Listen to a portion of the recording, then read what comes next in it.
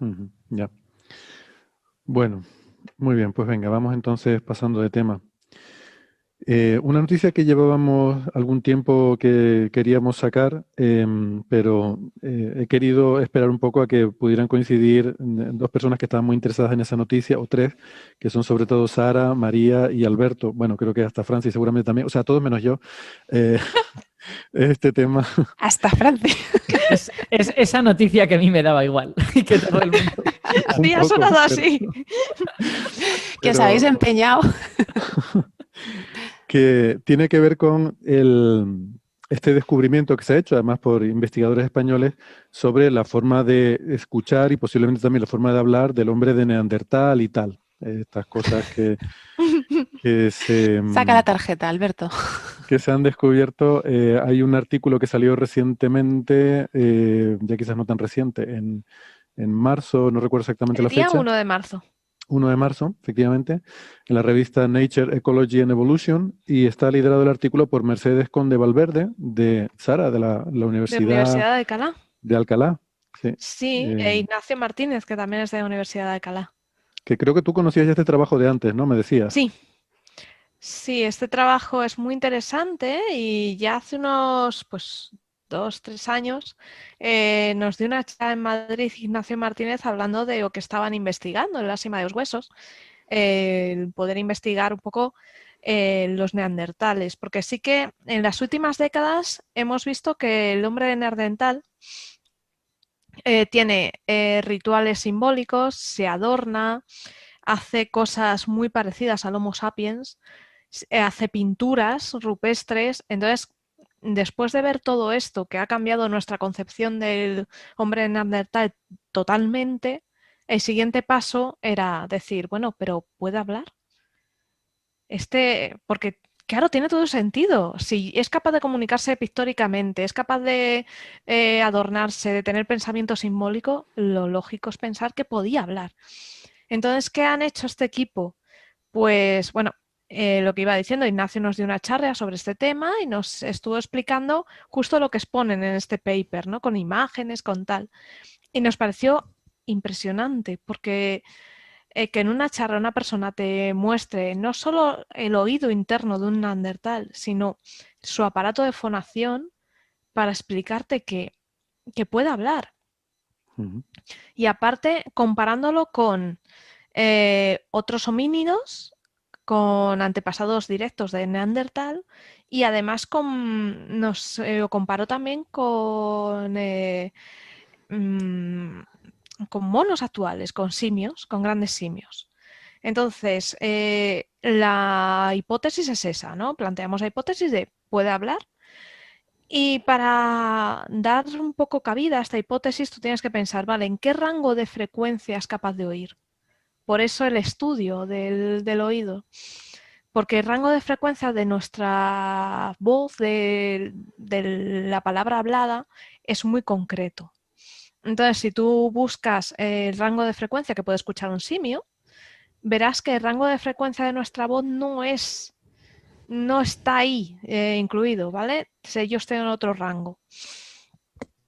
Pueden oírnos, pero no comprendernos muy bien, no diferenciar todas las cadencias. Entonces, ¿qué se hizo? Pues se comparó el Homo heidelbergensis, o anteriormente conocido como tal, el neandertal y el humano, estos rangos. Entonces, los anteriores a Neandertal que encontraron en la cima de los huesos, se ve que el rango de escucha es un poquito inferior, es distinto al rango que escuchan los neandertales, que se asemeja muchísimo con el rango de audición de los sapiens, ¿no? De los humanos de la época y humanos modernos. Entonces esto ya fue una sorpresa. Esto ya es decir, ostras, que oímos prácticamente igual. Ellos tienen mejor oído para ciertos sonidos y, y la verdad es que fue impactante, ¿no? ¿Y cómo se obtiene esta información? ¿Cómo sabes cómo oye? Pues se cogieron cráneos. Y los cráneos mejor conservados, que están menos fragmentados, se hace una tomografía. Por eso en el paper también hay gente de un hospital se hace una tomografía y se hace un análisis médico de cómo tenía el oído interno ese ejemplar. Se ha visto que a mayor tamaño de cráneo, peor audición, sobre todo en los homininos de la cima de los huesos. Y se ha ido comparando todos estos datos y viendo un poco, y haciendo también reconstrucciones 3D de este oído interno, de esta forma, porque lo que digamos que parametriza nuestra capacidad auditiva es el canal auditivo y el oído interno, ¿vale? Lo que hay fuera, pues bueno, es... Y la verdad es que el resultado es muy, muy interesante por eso, porque muestra que podían hablar. Esta es una de las ventajas de tener listas de espera tan largas, ¿no? Esta gente tenía cita hace 450.000 años para hacerse un TAC y mira, le acaba de salir ahora y así podemos ver cómo era el oído de los neandertales. Estos son restos hallados en Atapuerca, ¿no? En la cima de los huesos, sí. Del neandertal se ha cogido alguno de Francia, de algún yacimiento francés. Para tener En bastante...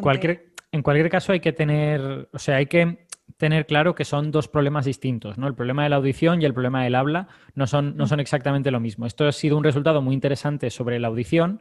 El hecho de que tengan el rango de sonidos audibles que tienen, pues digamos que hace más posible que hablaran. O sea, sería más bien lo contrario. Si hubiese resultado que los neandertales solo oyen el La de 440 hercios y nada más, pues entonces parecería muy improbable que hablasen, ¿no? Porque ¿para qué si no lo van a oír?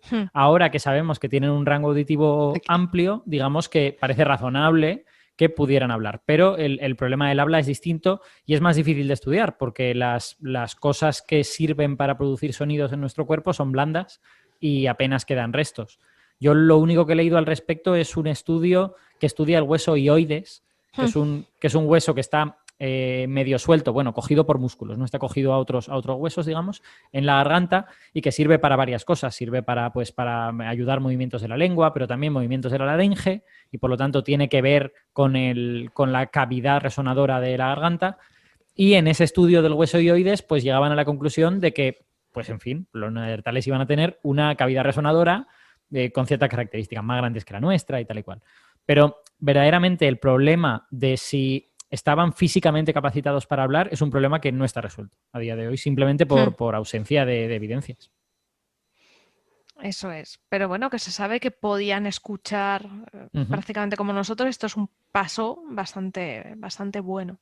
A ver, verdaderamente parece razonable que sí que pudieran hablar porque se sabe que tenían comportamientos complejos, como tú has dicho, ya hay unas cuantas evidencias de pensamiento simbólico. Entonces, bueno, todo eso parece empujar en la dirección de que si tenían todo eso y no hablaban, pues qué raros eran, ¿no? Y lo normal es suponer que la gente no es rara, lo normal es suponer que la gente es lógica. Pero verdaderamente lo que molaría sería encontrar unos restos de Neandertal con esas partes blandas bien preservadas. Lo que pasa es que eso yo no creo que nadie lo considere posible. No momificaban los neandertales, ¿verdad, María? Sí. Es que es verdad lo que dicen las partes blandas, pues, bueno, el cerebro, empezando por el cerebro, ¿no? Los tejidos blandos no se conservan.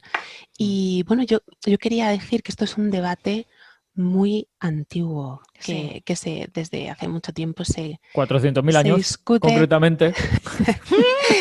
Se discute si el neandertal hablaba o no. De hecho, la mayoría de las novelas de prehistoria, ficción o los relatos bueno, como una película que me recomendaste tú, Héctor, una vez, pero no voy a decir para no spoilear, ¿no? Relatos en que se puede encontrar un hombre de la prehistoria. Normalmente son relatos en los que aparece gente inmortal, ¿vale? Gente inmortal que ha llegado hasta nosotros y siempre en ese tipo de relatos siempre se hace la misma pregunta. Oye, tú que estabas allí, oye, ¿los neandertales hablaban? Y la respuesta siempre es, claro. Claro que hablaban. Aparte... Claro, ¿qué te crees que éramos animales? Es que yo creo que todo el debate se centra un poco en lo que entendemos por lenguaje. La capacidad lingüística, ¿no? Ya me habéis oído a mí decir muchas veces que es lenguaje y no lengua, ¿no? Que el lenguaje es la capacidad que tenemos de comunicación que luego se manifiesta en las distintas lenguas, que son los idiomas que hablamos.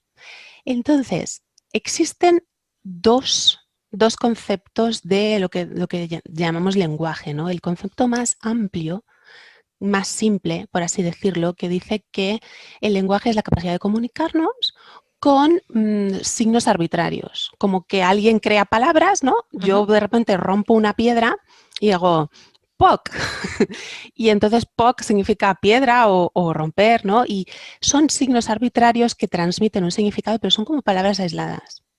Y luego está el concepto más profundo que ya tiene que ver con el lenguaje articulado, la estructura, la sintaxis, las dependencias, ¿vale? Porque una cosa que dice en este artículo que me ha encantado, nada más empezar, nada más leer, me dice merge. ¿Lo habéis leído? En la primera página. Los distintos rasgos del lenguaje humano. También es que cuando leemos en inglés, vemos language y es inevitable decir lenguaje en español, que no siempre es, a veces es lengua, pero bueno, aquí sí, es la capacidad de comunicación. Nos dice que la capacidad lingüística humana incluye un elemento simbólico, que es lo que habéis dicho antes. A mí me ha hecho pensar en esas focas leonadas que están en una cueva de Nerja, eso buscado en la Wikipedia también, es que tienen unos más de 40.000 años. Entonces, ahí había neandertales. Pensamiento, comían focas atigradas, ¿vale? Con esas líneas.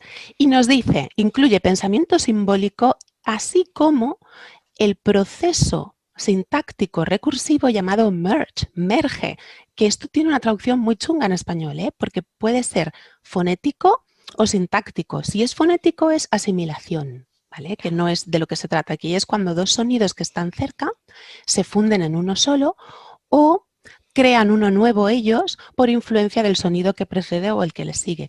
Pero en el aspecto sintáctico, que es el que se refiere, se llama ligamiento, ¿vale? Si vosotros buscáis en la Wikipedia, te traduce merge por enganche o ensamble o algo así, pero es una traducción lega, ¿vale? Es como fusión, asimilación, pero está dentro de la teoría minimista del lenguaje que estudia las dependencias sintácticas. ¿Y por qué me enrollo todo esto, vale? Rección y ligamento, porque... Esa es la teoría que no les gusta a los futbolistas, por eso siempre se rompen los ligamentos, ¿no? Se rompen los ligamentos. Madre mía. Luego pues las tarjetas me las llevo yo. Ya, tío. Tú creas la fama. Hoy no he sacado ninguna. Perdón, María.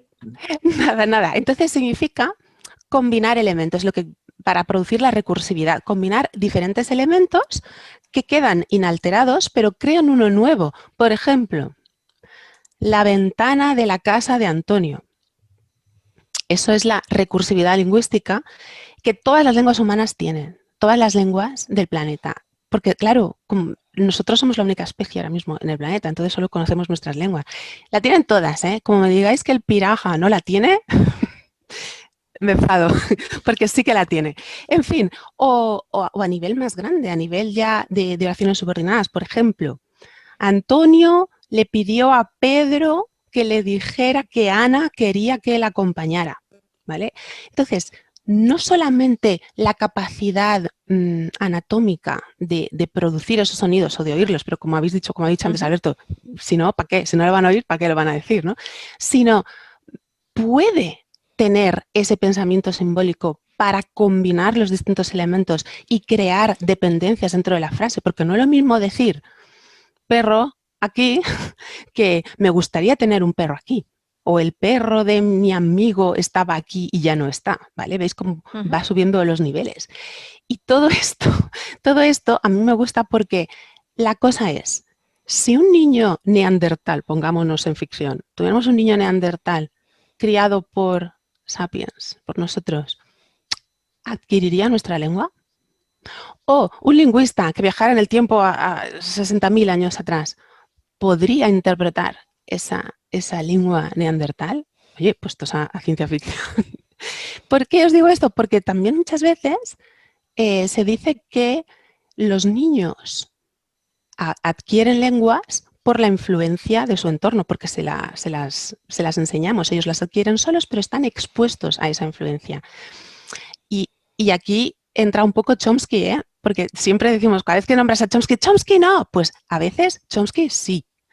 La capacidad innata que tenemos para adquirir esa lengua, porque se dan los casos de muy tristes y muy desgraciados de niños que han crecido sin estímulo externo, que han crecido sin lenguaje, o sea, sin su capacidad lingüística. Y el que se me ocurre así más famoso es el niño salvaje de Aveyron, de Francia. Eso es de 1800. 1800 fue. Había un niño en los bosques que empezó a acercarse al pueblo, a Aveyron, y la gente lo recogió y tendría pues unos 10 años, así, era muy pequeñito y no hablaba ese niño, no hablaba. Parece ser que ahí había una historia de que era como de una familia importante y habían querido asesinar los parientes a esa familia para quedarse con la herencia, no sé, porque tenía un corte aquí muy profundo, tenía una cicatriz en la garganta muy grande, como si le hubieran degollado, pero la criatura hubiera sobrevivido en el bosque. Entonces no hablaba y nunca habló esa criatura, le faltaba el estímulo lingüístico, es decir, es un niño como nosotros, es nuestra especie. O sea, no es que le hubieran dañado las cuerdas vocales, porque No, que no. también podría ser. No, porque él emitía sonidos, pero no llegó nunca a hablar. Y ahora, él llegó a entender cosas, pero aunque parezca un poco triste y feo, pues como un perrillo. Como un perro que le dices, toma. Por ejemplo, cuando le enseñaban una cuchara en la que su nana le preparaba una crema de leche que le gustaba, cuando le enseñaban esa cuchara, pues él se sentaba, se lavaba las manos, se quedaba modosito, pero claro, era un poco salvaje, como veis. Y nunca murió de 40 y pocos años de una neumonía, me parece. Mala salud. Nunca llegó a hablar.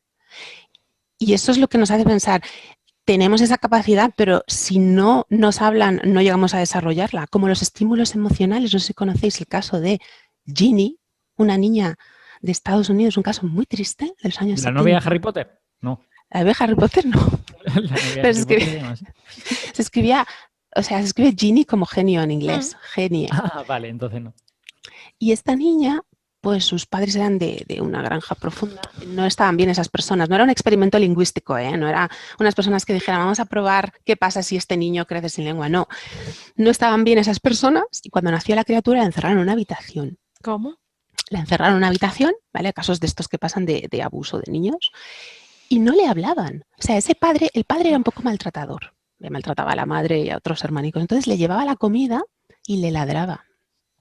No me preguntéis porque es una historia triste. Y esa niña nunca llegó a hablar, nunca jamás, ni tuvo el estímulo emocional, claro, para poder desarrollarse. Entonces, me enrolla un poco aquí, perdón. ¿Hablaba el neandertal? Pues yo soy team neandertal, ¿eh? Yo pienso que sí, claro que sí. Y es que para poder vivir en sociedad tenemos que hablar, ¿no? Tenemos que comunicarnos. Exacto, organizarnos. Entonces, lo que estás diciendo, María... Dejadme un momentín, que recomiende muy rápidamente una cosa, porque además lo están diciendo en el chat. Hay un relato de Asimov fabuloso, bueno, hay muchos relatos de Asimov fabulosos, pero uno de los que más me gusta a mí va de algo relacionado con lo que María ha dicho, y no voy a hacer más spoiler, que lo lean los oyentes, se llama El niño feo, y es muy bueno, muy bueno. ¿El niño feo? Me lo voy a apuntar. Me lo voy a apuntar. Pues esto que te digo del niño de Aveyron, también hay un libro, lo escribió su psicólogo, Jean Itard, porque al niño le metieron en una institución mental. Y el médico psicólogo de este niño escribió un libro que se llama El niño salvaje de Aveyron, sobre toda su evolución, su tratamiento, todo cómo intentaron curarlo. Me está apuntando el niño feo, me has dicho. Pero entonces lo que estás diciendo es que el habla, el lenguaje, tiene un componente biológico, que es tener los aparatos fonadores y de oído necesarios, pero también cultural. Eso es. Es decir, por mucho que tú tengas la genética correcta y que seas de la especie humana o incluso neandertal, si efectivamente podían hablar, pero si de pequeño no te crías en un entorno en el que tienes los estímulos adecuados, no vas a aprender nunca a hablar. Eso es, pero hay experimentos, para que sea más fácil de comprender, experimentos en biología, a mí me lo explicaron en filosofía en el instituto. Hay un experimento que se hizo con gatitos y es cuando el gato nace, le vendaban los ojos. Entonces ese gato, en los primeros años de su vida o el primer tiempo de su vida, lo pasaba con los ojos vendados. Cuando le quitaban la venda, ese animal era incapaz de ver. Tenía el ojo perfecto, la capacidad el nervio óptico perfecto, pero nunca había recibido estímulos. Entonces, al no recibir experimentos que no podrían hacerse en el siglo XXI. Efectivamente, pero al no recibir estímulos en las primeras etapas de su vida, el ojo era inútil. Wow. Tiene sentido porque, bueno, aquí Ignacio nos sería de ayuda, pero probablemente tenga algo que ver con que los circuitos neuronales relacionados Eso con es. la visión se han de No, entrenar. efectivamente. No No vienen se había hecho el hardwired de cableado, nacimiento. porque Claro. el Exacto. hardware lo tenemos, pero el estímulo es lo que hace que nosotros software. cableemos Ujú. y que Y eso, se... eso me recuerda también una historia de animales que imitan las lenguas humanas. Es decir, igual que nosotros le hablamos al animal, o sea, cuando viene tu gato y te hace mao y tú le dices mao y te mira el gato y tú piensas, ¿qué habré dicho? ¿No? ¿Qué habré dicho? Sí, hay casos de animales que imitan las lenguas de sus cuidadores, Sí. Además, el sonido que hacen imita esa lengua. Me estoy acordando ahora de un elefante en un zoo de Corea que llegó a desarrollar una relación de afectividad muy, muy cercana con su cuidador y entonces se metía la trompita en la boca. Os tengo que mandar el enlace por si queréis subir al blog. Y entonces hablaba y hacía wow, ¿cómo? Parecía que estaba hablando coreano, o sea, no decía nada. Es como si yo me ¡Guau! pongo a hablar ahora un idioma que no sé, imito los sonidos, ¿no? ¡Qué maravilla! Y ¡Qué O sea, chulo! inventó las trompas clásicas, las trompas de orquesta, digamos, que también se tocan metiendo la mano en la trompa. es muy entrañable. Os voy a poner el enlace para que lo veáis. Y una ballena beluga en el zoo en Vancouver, creo que es, estaba herida y la recogieron unos pescadores inuit. Y está grabado que se oye como si cogiera aire, como si cogiera agua y canta. Hace tu, tu, tu, tu, tu, tu, tu, tu, tu, tu, y al final se oye pshuf, como suelta toda el agua. Y claro, y está intentando comunicarse, Claro, intentando imitar esos sonidos de... relacionado con eso está también el asunto de estos animales que imitan también la voz humana, no como este elefante que solo imitaba soniditos, pero yo que sé, un cuervo, un loro, Un tal. loro. ¿Esos animales hablan o no hablan? Y ya sabe todo el mundo que en la mayor parte de casos no hablan, solo están repitiendo cosas. Pero sí que hay un caso famoso. El loro de Irene. Sí, el loro, ¿cómo se llamaba? No me Ay, acuerdo. no me Eric, acuerdo. no me Era un acuerdo. nombre cortito. Fue una cosa de los años 80 y además Sí. el loro murió prematuramente. Pero básicamente en el experimento, en la vida de este loro, le habían... Alex, Alex, eso es. Así es. Bueno, pues Alex dijo una cosa que en mi opinión es un breakthrough científico, que es Totalmente. which color. O sea, básicamente a Alex le enseñaron a reconocer ciertos colores, ¿vale? Y le decían, esto se llama green, esto le enseñaban en inglés, claro, esto se llama verde, esto se llama azul, esto se llama no sé cuántos. Y entonces un día le enseñaron una cosa de un color que no conocía. Y dijo, Alex se acercó y dijo, which color? Preguntó, wow. ¿cómo se llama este color? Y a mí me hace explotar la cabeza solo de Sí, pensarlo. sí. O sea, Oye, que pero igual fue casualidad, hay que ser científico y hay que ser escéptico, Ya. pero no parece que fuera casualidad. Es que yo he leído de ese mismo loro, y no lo he leído por Google, sino en un artículo lingüístico de verdad, que dijo I love you. Cuando se murió, le dijo I love you a su cuidadora. Ostras. Si lo Es que se tienes lo ahí decía muy a buscando, menudo, se lo decía muy a menudo. o O sea, sea, ellos se despidió despedían cada noche, good se night, I despidió. love you, tal y cual. O sea, que eso sí que podría ser algo que no Entonces estás seguro de si lo está entendiendo. Ahí Es algo, está. es una rutina, pero Pero tiene pero- intención comunicativa. Él ha eso, claro. relacionado ese momento Mm, con estos sonidos, ¿no? Sí, sí. Él vio Eso es evidente, pero él vio el que se which color apagaba y dijo su rutina nocturna. pues podría ser. El Claro, which pero el color which color ya es representa... especialmente espectacular, ¿no? Porque nadie le enseñó a preguntar por un color, ni nadie le preguntó qué color, ¿no? Entonces, Pero tenía que saber decir which, o sea, tenía que haber comprendido yo primero creo el que concepto which. yo creo O sea, que sí le ¿cuál? preguntaban cómo se llamaba cierto color. Le Y a lo enseñaban mejor, una cosa de un color y le decían which color. claro, entonces él utilizó ese mismo recurso, esa misma Sí, cadena de sonidos para su frase que es yo no entender which claro. color, ¿no? O sea, él en esa situación, lo que el loro entendió es que esa combinación de sonidos significaba para preguntar cómo se llama este color. Exacto, Y hay un exacto. montón de abstracción en esa cosa tan sencilla, ¿no? Pero también en despedirse diciendo la misma palabra de despedirte, ¿no? Es esa intención de voy a comunicarme contigo de la manera que tú lo haces, voy a aprender tu lengua. Sí, Es que sí, es chulísimo.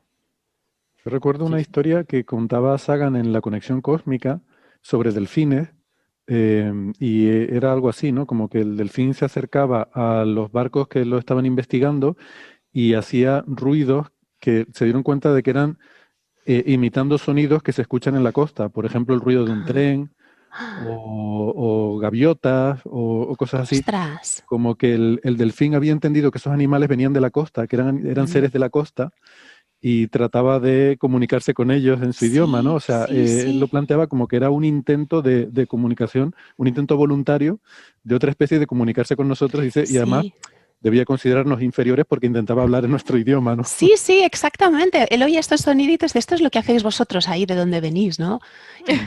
Y te considera inferior, pero bueno, a la vez Bueno, yo no quiere ser creo que haya amable. necesariamente una consideración de inferior, pero si hay una asociación, ¿no? O sea, si en A yo escucho estos sonidos y este bicho viene de A, pues voy a reproducir esos sonidos. ¿no? Claro, Hay una algo asociación. comprenderá.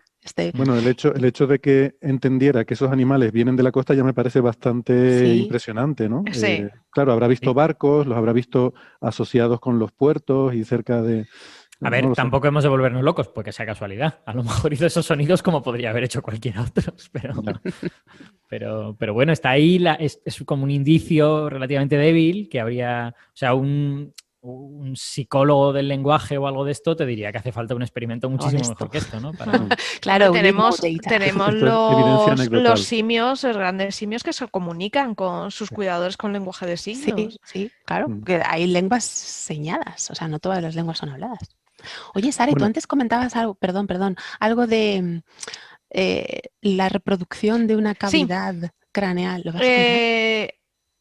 Sí, en la charla que nos dio Ignacio Martínez, él aparte, a ver, lo que han publicado es la parte de oído, pero sí que me consta que están investigando la parte de la cavidad de la boca y la parte de la fonación, o sea que es posible que si todo va bien y aparezcan más artículos o sea, hablando de este tema y ya con tema de la forma de la boca, la forma de hablar y los huesecillos, sí. Claro, este problema es ya un clásico en dinosaurios, por ejemplo. Desde que tenemos clarísimo que los dinosaurios son parientes muy cercanos de las aves y hemos visto en fósiles de dinosaurios comportamientos de ciertas aves, pues tanto hacer nidos, dormir con la cabeza bajo el ala, todas estas cosas lo hemos visto, pues claro, lo siguiente es, si las aves cantan, los dinosaurios cantaban. Y ese es un debate muy largo, ¿no? De si los dinosaurios pues tenían, qué tipo de sonidos producían. Parasaurolophus. Claro, exacto.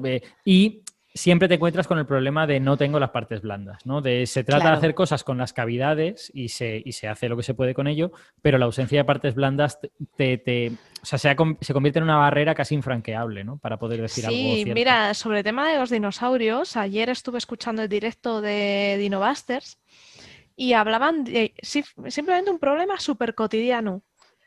Los huesos imaginaos la cabeza típica de un tiranosaurio. ¿Veis el tiranosaurio que tiene la boca tipo cepo? ¿Vale? Bien, a estos lados tenían carrillos. Entonces hay muchas hipótesis y hay una gran discusión sobre si al comer eran como un cocodrilo que no tenía carrillos o si... Siempre los pintamos sin carrillos, ¿eh? O sea, a la gente le resultaría rarísimo un tiranosaurio con carrillos, pero... O si había algún tipo de carrillo que impidiera que la comida se le saliera. Y lo cual es muy sensato. Claro, y parece que tiene sentido. Entonces, hay mucha investigación sobre esto, porque además, si os dais cuenta y pones un cráneo de tiranosaurio, por ejemplo, de un tipo de estos animales, la boca, la mandíbula hace como la nuestra, hace así, un estrechamiento. Y fíjate, nosotros hacemos un estrechamiento, ¿por qué? Porque tenemos una musculatura aquí y una carnecita que sostiene todo esto. Entonces, no sería muy descabellado pensar que también tenían algún tipo de forma para que no cayera la comida. Claro, es que además en el caso del tiranosaurio, imagínate tú el animalito, como se le caiga algo, casi dice, pues, casi mejor lo dejo ahí. No lo coge. A ver cómo agarro eso. Y con esas manitas. Aunque peor era el Carnotaurus, que solo tenía 2 deditos ahí. ¿Eso que habéis dicho de cantar? Fue una tendencia del Cretácico, esto de librarse de los brazos, ¿no? O sea, ahora nos cambiamos de vestido, en el Cretácico se quitaban los brazos. Era una moda, me quito los brazos. Una moda del Cretácico. Oye, quiero saber también qué opina Francis, que no lo hemos escuchado. No tengo mucho que opinar sobre el tema lingüístico, ¿no? el problema siempre lo que hemos comentado ya, ¿no? El punto clave es que el lenguaje fundamentalmente es una capacidad cognitiva. Entonces, incluso un organismo vivo, un ser vivo con capacidad de un sistema fonador y un sistema auditivo, no necesariamente desarrolla el lenguaje si no tiene una necesidad específica. Y esa necesidad específica obviamente viene por la construcción de grupos grandes. Ahí está. Es decir, y lo que yo tengo entendido es que los neandertales vivían en grupos pequeños, que eran grupos de cazadores, que eran relativamente pequeños. Entonces, en un grupo pequeño, la necesidad del lenguaje es mucho menor que en un grupo más grande, ¿no? ¿Por qué los loros aprenden a hablar de pequeños? Pues porque viven en grandes grupos. Los loros que viven en solitario no aprenden a hablar, no imitan los sonidos, ¿no?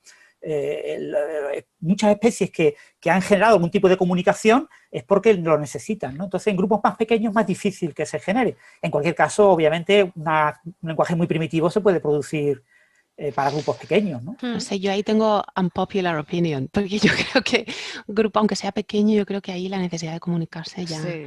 Y ya que pintaban, ya que hacían tantas cosas, yo creo que sí, que se comunicaban de algún modo. Y luego está lo de las lenguas, por ejemplo, en todas las lenguas del planeta humanas que tenemos ahora, no hay ninguna más básica que otra. O sea, no hay una lengua más simple que tenga solo sustantivos. O sea, no hay ninguna lengua que no tenga recursividad. Entonces, existía antes un lenguaje, un sistema de capacidad muy primitivo que fue evolucionando y se fue... Hay como los memes, ¿no? Que viene un cazador, tener carne, mujer que tener. Y mujer dice, toma, he hecho unos pronombres. ¿No? Y es que eso también es otra de las cosas que a mí me perturba como lingüista, ¿no? Empezamos a hablar de golpe porque no sabemos cuándo empezamos a hablar. Claro. Había palabras simples, fue muy básico y después fuimos montando la sintaxis. Y eso me recuerda a una cosa que me ha apuntado, que lo digo yo en clase, que me gusta decirlo. Ya paramos, Héctor, ya dejamos a... Puede ser como los niños, que los niños empiezan soltando palabras y luego van construyendo. Pero los niños incluso, cuando empiezan tienen diferentes etapas, pero comprenden la recursividad. Y entonces no existe un momento en el que digas, esta lengua es más simple que la otra y después evoluciona. Claro. Bueno, os voy a contar el paleoglótico inferior, que eso triunfa cuando lo cuento en clase. Pues de un lingüista mexicano, estadounidense de origen mexicano, Swadesh, que a mí siempre me sale llamarlo Kadesh, pero es Swadesh, yo con mi rollo egipcio, ¿vale? Se llama Morris Swadesh. Y él dice que primero es una bella fantasía, como diría Alberto. Primero, hace 1 millón de años, él lo llama el paleoglótico inferior, que sería el embrión del lenguaje humano, que él piensa esto que estamos diciendo, pues primero había un tipo de comunicación más simple, solo palabras, no sé. Luego, hace 100.000 años, que supuestamente es donde se sitúa el comienzo del lenguaje humano, el paleoglótico superior, ¿vale? El desarrollo primitivo del lenguaje humano. Y luego ya hace 10.000 años el neoglótico, que ya sería el lenguaje humano completamente desarrollado. Y después me gusta porque pasa al año 8000 a.C., primeras fichas de arcilla en Mesopotamia. Ahí lo dejo. Sí, yo en ese sentido hay un comentario que me parece interesante, que es que el hecho de que todas las lenguas del planeta tengan más o menos la misma complejidad, lo que te viene a decir es que la etapa, si es que existió, que suponemos que existió, pero no lo sabemos, en la que las lenguas eran más simples, queda muy lejos en el pasado. Y que, no queda nadie que... Claro, que no hay herencia directa de todo aquello. Y todos somos descendientes de una versión ya muy derivada, ya muy sofisticada. Sí, no se puede saber, exacto. Por eso solamente podemos estudiar las lenguas humanas las que tenemos ahora en el planeta. Por eso es muy difícil imaginar una lengua no humana. Y me gustó mucho la llegada en ese sentido. Sí. Porque intenta imaginar cómo se comunicaría una especie no humana, porque ellos tienen, los heptápodos, tienen una lengua y una escritura distintas, porque nosotros escribimos lo que decimos. O sea, la escritura es como una transcripción de los sonidos que emitimos, pero los heptápodos no. Ellos hablaban una cosa, pero no escribían lo que decían, escribían de otra, la cosa circular esta. Y me pareció interesante porque dije, ostras, eso podría ser una forma de imaginar una lengua no humana, que me cuesta muchísimo imaginar cómo podría ser. Pero, o sea, eso la película es fabulosa, es muy recomendada para todo el mundo. Que si se para cuando quedan 10 minutos para el final, tampoco pasa nada, está bien. La peli, pues, ¿no te gusta el final? El final es horrible. Hombre, muy triste. Yo no estoy nada de acuerdo. Yo creo que el final es lo que tiene que ser. Y ya está. Bueno. Es un poco ya demasiada fantasía, ¿no? Yo no, Sí. yo no estoy nada de acuerdo. Esto es ciencia ficción y Ya. cuando la ciencia ficción hace lo que esta peli hace, que no vamos a decir lo que es, pues es lógico que tiene que entrar en ciertos lodazales. Y yo creo que esta peli entra en esos lodazales siendo consciente de que lo hace y bueno, y lo hace con dignidad. Ya está. A mí me gustó, me parece muy bonita. Bueno, es A un mí me relato, encantó, me encantó la peli. es un relato corto, o sea que... Sí. Y al hilo de lo que comentó Francis, de que los grupos sociales grandes y que desarrollan lenguaje y tal, hay un ejemplo muy bonito y es los gatos maullan solo aquellos que tienen trato con humanos. Una colonia de gatos que jamás ha tenido contacto con humanos no maullan. Ostras, no me digas, no sabía esto. No Bueno, maullan entre ellos. el maullar parece ser la forma en que los gatos imitan nuestro habla. Sí. Eso no lo sabía. Entre ellos, el maullido no lo usan. Solo Hace usan poco- ese aullido raro cuando están en celo, Sí, que no tiene sí. nada que ver con el maullido, Ajá, pero es el verdad. maullido es algo que usan los gatos que tienen Para contacto comunicarse con con humanos. nosotros. Han desarrollado ese Yo, lenguaje. gato se dice miu. Eso es. Y león, mau. Un gato grande. Ya está. Mau. Aquí, amiguitos. ¿Eso en qué Una idioma? cerveza, ¿no? En egipcio antiguo. Ah, qué guay. No me imagino yo Mau un una león cerveza, haciendo... dice. Claro, no me imagino yo un león haciendo mau. Ya. Sí, cambiando de tema, ayer se publicó en la revista Nature un artículo sobre el descubrimiento de Homo sapiens sobre unos 105.000 años de antigüedad en Sudáfrica, pero en la parte interior de Sudáfrica, como 600 kilómetros de la costa. Y parece que se han encontrado restos de pequeños trocitos como de conchas, etcétera, como recortados. Parece que coleccionaban objetos pequeños y claro, eso tiene una componente puramente simbólica. ¿Por qué coleccionar objetos pequeños? Sobre todo teniendo en cuenta que estás en una zona en la que parece que hubo unas inundaciones y esas inundaciones llevaron esos objetos a esa zona, pero no es habitual que se encuentren en esa zona, ¿no? Porque en la zona de la costa sí se había encontrado restos de homínidos que tenían, de Homo sapiens que tenían ese tipo de recopilación de objetos, pero en el interior eso es una cosa excepcional. Entonces, como que los humanos notaban que había objetos excepcionales y los recopilaban y los guardaban y eso pues se interpreta también como parte de los inicios del lenguaje en humanos. Sí, lo que pasa es que este tipo de temas como son tan... Esto es un... O sea, oír hablar de que los neandertales tienen lenguaje pues desde que se descubrió el gen FOXP2, que fue de los primeros genes que se descubrió en neandertales, pues se lleva hablando de ese tema, ¿no? O sea, te lees el libro este de la Zuela Fox sobre el descubrimiento del genoma de los neandertales y lo que te propone es eso. Los neandertales pues tenían los ojos azules, eran rubios y hablaban porque tienen los genes que en el Homo sapiens se caracterizan de esas, digamos, habilidades cognitivas, ¿no? Pero claro, eso es hace casi 20 años, 15 años largos. Sí. O sea, que esto es como el metano en Marte, ¿no? Está constantemente redescubriéndose. Sí.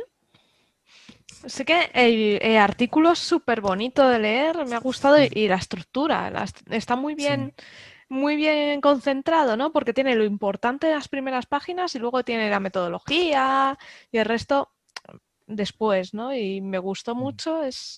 Bueno, y una cosa que no hemos dicho también es que, bueno, que los autores principales, los que están al final, son los clásicos de Atapuerca, son Juan Luis Arceaga, Carbonell y Bermúdez de Castro, ¿no? O sea, son gente que escribe libros de divulgación habitualmente y que sabe mogollón de tanto neandertales como sapiens primitivos. Es que tenían que estar ahí, la verdad. Son los que saben. Están de relleno probablemente, pero tenían que estar ahí. Sí, la verdad es que ellos saben escribir bien, o sea, ellos tienen mucha experiencia publicando en Nature, han tenido varias portadas y saben muy bien qué es lo que quieren Nature y cómo hay que escribir el artículo para que entre bien en Nature.